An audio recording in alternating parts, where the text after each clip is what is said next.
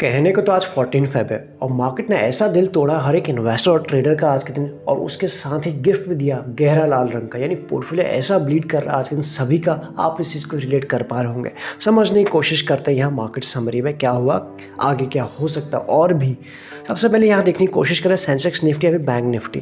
गिरावट है लेकिन छोटी मोटी गिरावट नहीं, आप ये देख सकते हो 3% बड़ा ही कॉमन हो चुका है।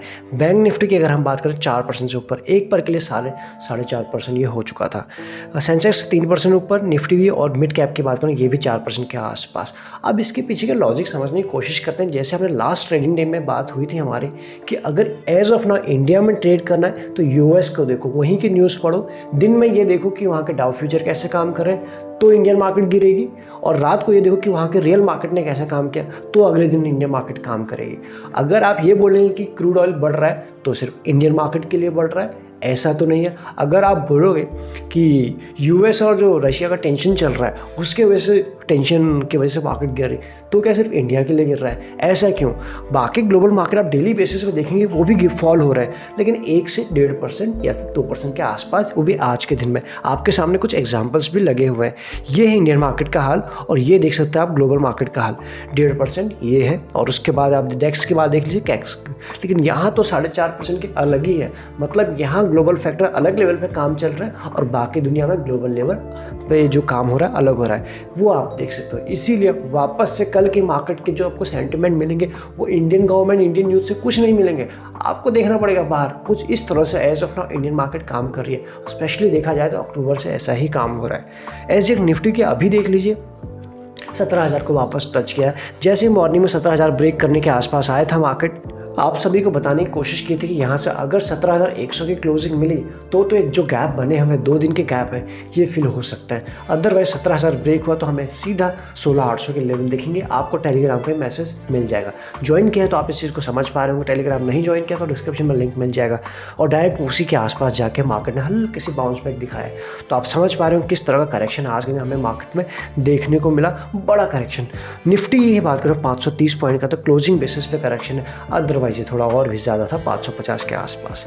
ये है मार्केट की ब्रेथ। इस तरह से मार्केट ने आज के दिन वैलेंटाइन डे मनाया है, लाल रंग का गिफ्ट दिया है और बिल्कुल अच्छे से दिल तोड़ा। ये आप देख सकते हो 1700 से ऊपर शेयर डिक्लाइन में रहे। एडवांस की बात करें नॉट इवन 200, 193, तो ये काफ़ी पुअर है। बाकी कहाँ है गिरावट वो आप यहाँ पर देख सकते हो। एक भी सेक्टर ऐसा नहीं है जो ग्रीन निशान में बंद हुआ है, और उसके बाद भी आप यहाँ देख पाएंगे हर एक जगह ऑटो की क्या पिटाई हुई है। 3.5% से भी ऊपर, या फिर ये कहें 0.4% की गिरावट इसमें है। IT इतना टूट चुका है कि उसमें टूटने के लिए अब ज़्यादा गुंजाइश यहाँ से बची नहीं है। इसलिए आज के दिन वो चाहे भला हो, TCS में पॉजिटिव न्यूज़ थे आज के दिन, और उस न्यूज़ के वजह से TCS एक हैवी वेट है निफ्टी का, वो नहीं टूटा तो निफ्टी ज़रा और नीचे नहीं गया। अदरवाइज ये जो गिरावट है थोड़ी और गहराई ले सकती थी। उसके बाद आप यहाँ देख सकते हो हर एक सेक्टर में क्या गिरावट हुई है, और स्पेशली मेटल की बात करें 5% की गिरावट एक दिन में। ये है मेटल की हालत आज की। तो ये रहा मार्केट का हाल। और टॉप गेनर टॉप लूजर की बात करें आज के मार्केट के, सिवाय निफ्टी के 50 में से एक ही शेयर जो निकल के आया गेनर में वो है TCS। वो भी न्यूज़ है बाईबैक की 23 फेब को, तो एक पॉजिटिव न्यूज़ है TCS के लिए, TCS के शेयर होल्डर के लिए, और इसी ने आज के दिन थोड़ा सा मार्केट को बचा के रखा। और लूज़र के तो 4 तो आपके सामने है। JSW स्टील आप देख पाएंगे 0.7%, HDFC लाइफ 6% से ऊपर, ITC 6% के आसपास, टाटा मोटर और ऑलमोस्ट 6% के आसपास। मतलब कुल मिला के आज के 6% बड़ा ही कॉमन था। देखा जाए ये तो सेक्टर पे भी लागू था आज के दिन कि 5% आपको टूटना है और 6-7% स्टॉक्स को टूटना है, तो वैसा ही कुछ आज के दिन भी हुआ है। बाकी इसके बाद इंडिया विक्स की क्या ही बात करें, आज ही के दिन के 22% से ऊपर यानी 23% के आसपास एक ही दिन में जंप हुआ है। तो किस तरह की वॉलेटिलिटी है वो आप देख सकते हो। एक चीज़ ज़रा ध्यान में रखिए, अगर इससे पहले ये आपने कोई ऐसा करेक्शन नहीं देखा है, आपका जो अकाउंट खुला है 2021 में खुला है या फिर 2020 के एंड में दिखा है जब मार्केट रिकवर करने लग गया, तब से आप मार्केट में ही काम करें। इस वक्त आपको बहुत सारे लोग आप इससे कनेक्ट नहीं कर पा रहे होंगे कि उस वक्त जो भी शेयर लेते थे भागता था। अभी क्या है, जो भी ले रहे हैं सब उल्टा ही पड़ रहा हो क्या रहा है। एक बार बस रिहाई मिल जाए उसके बाद वापस से एफडी कर लेंगे या फिर वापस से ट्रेडिशनल मेथड ही अपना लेंगे। कुछ ऐसा अभी भी कमेंट आ रहा है कि बस एक बार रिहाई मिल जाए। क्या आप भी ऐसा सोच रहे हैं तो बता सकते हैं, क्योंकि मार्केट तो ऐसे ही काम करती है। ग्लोबल फैक्टर हमेशा कुछ ना कुछ आ ही जाएंगे। एक और चीज़, ये भी थम जाएगा एक दिन, जो अभी चल रहा है वापस से आपका पोर्टफोलियो ग्रीन में भी आएगा, बट वो कब आएगा अभी कहना बड़ा ही मुश्किल हो जाएगा। इसके बाद बात करें स्टॉक्स फॉर स्विंग ट्रेड की, अगर हम बात करें, क्योंकि जो भी हम डिस्कस करते हैं वो कल के लिए क्या मतलब होता है कि यहाँ से उसमें एक अपॉर्चुनिटी मिल रही है, अपने इंपॉर्टेंट लेवल्स के आसपास है, यहाँ से एक short term trade swing trade देखने को मिल सकता है। तो ऐसे में आज कल TCS ही है, क्योंकि मार्केट में वीक मार्केट में जिसने स्ट्रेंथ दिखाई वो TCS, अच्छे लेवल के आसपास है वो TCS। और वहीं अगर हम बात करें बाईबैक की न्यूज़ है, ये भी है। तो ऐसे में IT सेक्टर में उस लेवल के आसपास है जो सबसे पहले करेक्ट होना शुरू हुआ था। जब भी रिकवरी आएगी यही रिकवर करेगा, इस चीज़ को आप ध्यान रखने की कोशिश कीजिए। तो ऐसे में अगर किसी को इस वक्त कुछ लेना है तो TCS आपके नज़र पे होना चाहिए। अदरवाइज जिनके पास है अभी तो आपको होल्ड करने की ज़रूरत है। जो आज नहीं टूटा कल के अच्छे मार्केट में तो ये आपको और अच्छा गेन दिखा सकता है। इसके बाद बात करते हैं चार्ट एनालिसिस की। निफ्टी का वनडे का चार्ट लगा हुआ है और ये किस तरह की गिरावट है वो आप इस चीज़ को समझ सकते हैं। वैसे तो मार्केट ऐसे ही चला जिगजैग के फॉर्म में, और आज की कैंडल ये रहा, मतलब यहाँ क्लोज होने के बाद पहले तो ये गैप और उसके बाद सीधा जो कैंडल बनी है आप यहाँ देख सकते हो, कंप्लीटली बेरिश कैंडल बनी है। ना ही इसमें अपर शैडो है ना ही इसमें बिल्कुल लोअर शैडो है, बिल्कुल डे लो के आसपास। मतलब ये आप समझ लीजिए अगर मार्केट 1-2 घंटे और चलता तो ये और नीचे आ जाता, इसकी गारंटी पक्की थी। उस वक्त लेवल्स भी नहीं देखता, सीधा नीचे लेवल के आसपास जाके रुकता। कुछ इस तरह से मार्केट आज के दिन मूड में था कि पूरा गिफ्ट देके जाना, हर एक को देके जाना लाल रंग वाला। तो ये आप देख सकते हो। उसके बाद जो क्लोजिंग हुई है 16,800 के आसपास हुई है। तो यहाँ से वापस से अब नेक्स्ट सपोर्ट की तरफ, मतलब जो 17,000 के पास नेक्स्ट था 16,800, ये आ चुका है आज के दिन। अब यहाँ से वापस से वहीं चलते हैं। ओरिजिन कहाँ है? US। अब वही ओरिजिन है।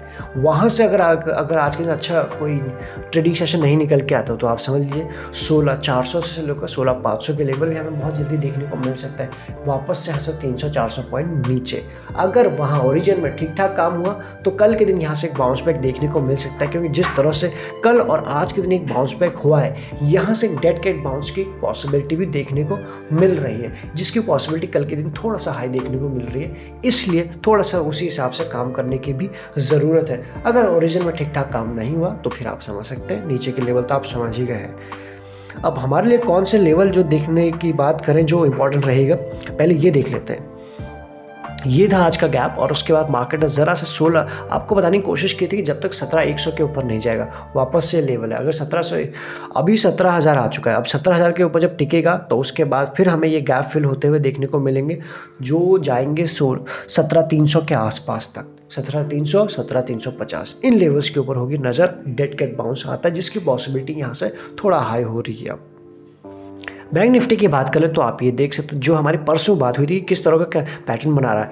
पैटर्न हमारे कुछ ऐसी बात हो रही थी, कुछ वैसा ही बनते हुए नजर आया है आज के दिन। तो ऐसे में ये गैप और उसके बाद आज के कैंडल और इंपॉर्टेंट मूविंग एवरेज को भी ब्रेक किया है। बिल्कुल एक हैवी बियरिश कैंडल बनी है। तो ऐसे में लग रहा है कि यहाँ से 36,000 बहुत ही जल्दी हमको आते हुए देखने को मिलेगा।